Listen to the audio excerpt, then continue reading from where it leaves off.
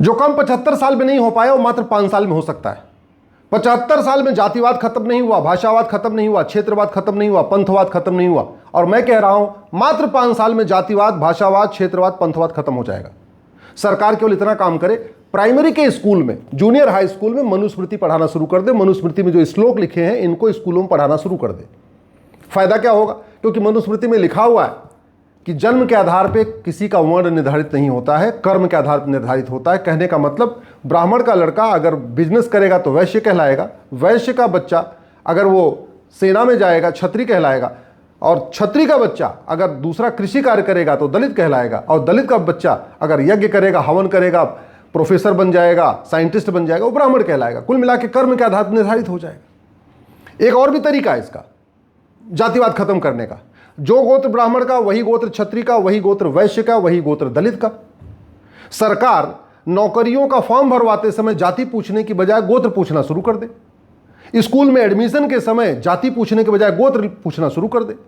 कोई भी जब बर्थ सर्टिफिकेट इश्यू कर रही है सरकार, तो बर्थ सर्टिफिकेट पे जाति लिखने के बजाय गोत्र लिखना शुरू कर दे। अभी हम 10,000 जातियों में बटे हुए हैं, हम 125 गोत्रों में जुड़ जाएंगे, जातिवाद खत्म, एक भारत श्रेष्ठ भारत बन गया। सरकार अगर भाषावाद खत्म करना चाहती है तो भी गोत्र व्यवस्था कारगर है, क्योंकि जो तमिल का गोत्र है, जो पंजाबियों का गोत्र है, जो हरियाणियों का गोत्र है, जो राजस्थानियों का गोत्र है, जो गुजरातियों का गोत्र है, जो बंगालियों का गोत्र है, वो कॉमन है।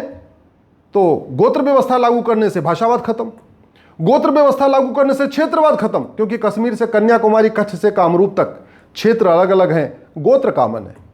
और गोत्र व्यवस्था लागू करने से पंथवाद खत्म। जो गोत्र हिंदू का वही गोत्र जैन का, वही गोत्र बौद्ध का, वही गोत्र सिख का, वही गोत्र आर्य समाज का। तो गोत्र व्यवस्था लागू करने से पंथवाद भी खत्म। और सबसे बड़ी बात, गोत्र व्यवस्था लागू करने से घर वापसी कराना आसान। गोत्र व्यवस्था लागू करने से सबका रोटी बेटी का रिश्ता बनना शुरू हो जाएगा। जो लोग घर वापसी करना चाहते हैं, वो सबसे बड़ी उनकी समस्या आ रही है कि मैं किस जाति में जाऊं। अरे जब जाति रहेगी नहीं तो गोत्र लगाना है, जिसको लगाना होगा, जिसको कश्यप लगाना होगा कश्यप लगाएगा, जिसका भारद्वाज होगा भारद्वाज होगा, जिसका अत्रि होगा, गौतम होगा, भृगु होगा, अलग अलग अपने जितने जितने गोत्र हैं वो लगाना शुरू कर देंगे। वास्तव में अगर इस देश को एक विकसित राष्ट्र बनाना है तो जातिवाद, भाषावाद, क्षेत्रवाद, पंथवाद खत्म करना पड़ेगा।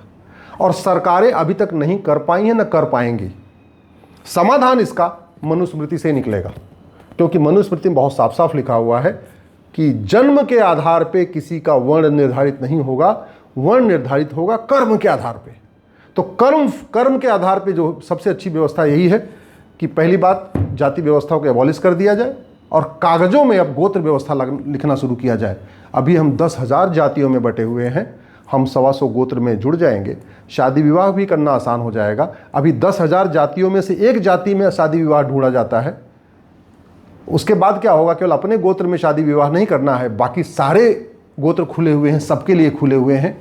तो जातिवाद, भाषावाद, क्षेत्रवाद, पंथवाद, सबका अस्थायी समाधान है गोत्र व्यवस्था।